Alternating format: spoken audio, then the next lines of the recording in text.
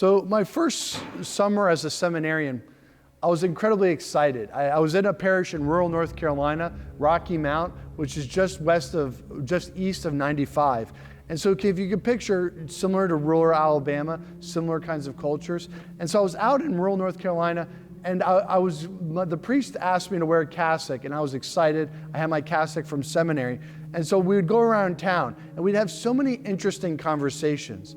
Even now, to this day, there's so many interesting conversations you have when you wear a cassock. But I'll never forget one particular story. I was going into a gas station, and there's a little kid there. I don't think he was Catholic. He was African American. He never seemed to have seen a priest. He's like, whoa. He saw me. His eyes got big. He said, whoa, I want to be a priest. I was like, okay. He's like, what do I have to do to be a priest? I said, well, the thing is you have to be celibate. And he was about 9 years old. He's like, what does celibate mean? And I was like, well, it means that you can't be married. And he said, oh, I don't know about all that now. And that day I learned not to lead with celibacy when teaching about the priesthood, maybe to introduce him to something else first.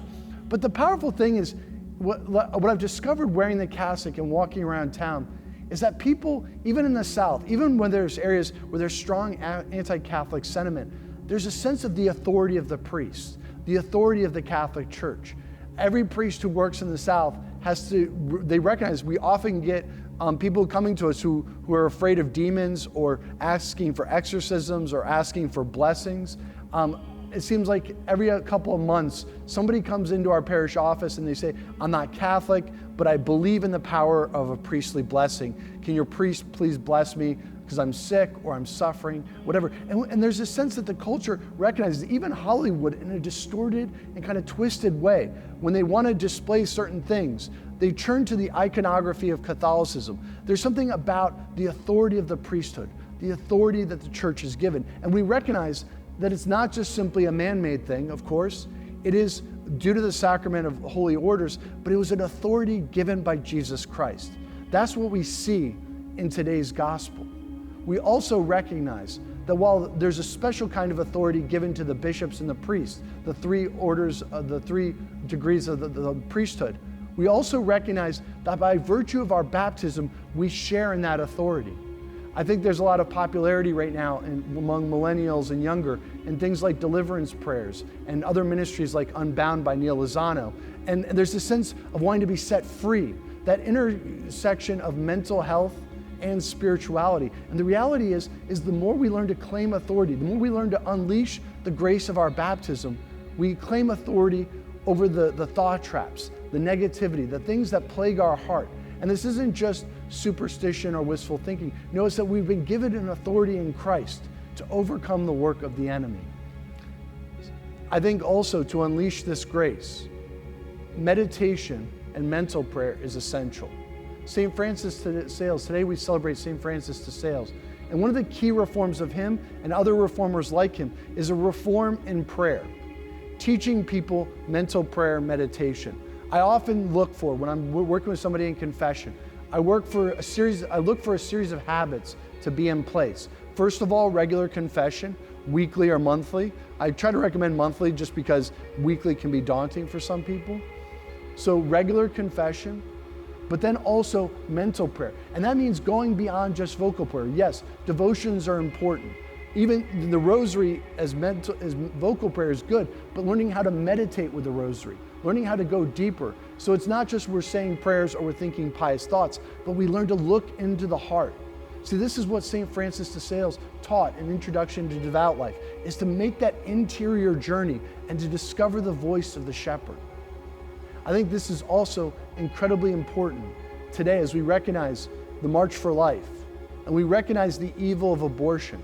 And the question is, how do we go out and do activism? See, we're called to do a certain kind of activism with pro-life, but unlike the opposition who's activists, we don't have to be afraid that somehow everything's going to be bad. See, we recognize Christ has won the victory, so we can rest in his authority. We can rest in our authority of our baptism and say, yes, we're going to proclaim life, but we don't have to do so from a place of fear and anxiety.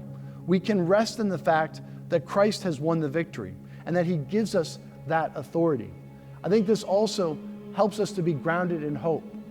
Pope Benedict, in his great encyclical, Spe Salve, he makes this great point. I actually once read this to somebody who's communist, and they agreed with it. He said, the communist puts their hope in this world, that they can create a perfect society in this world, because there is no afterlife. So if you can't create a perfect society in this world, there's a sense of despair. There's a sense of, well, the futility of human existence. But see, our hope is not in this world. Our hope is in the life to come. We recognize that while we walk in this world, in a certain sense, we always walk in the midst of imperfection.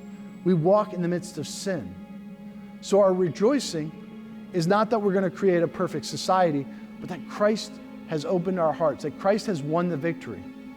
That's what we discover in solitude. And then when we go out, we have the greatest message of all time, a message of reconciliation, of peace, of victory, of beauty, of goodness and truth. We don't have to get angry. We don't have to try to manipulate people. All we have to do is to present them the simple truth that life is beautiful. And when we do that consistently, joyfully, and we see that at every March for Life. I love going to the March for Life. You see all kinds of young people. You see that vibrancy, that enthusiasm. That's the culture we're bringing. That's what we have to proclaim to the world, the joy of Christ. So today, let us recognize our authority. Let us recognize the authority of the church.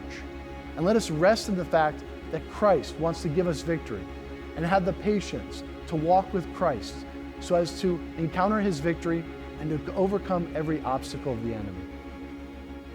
Amen.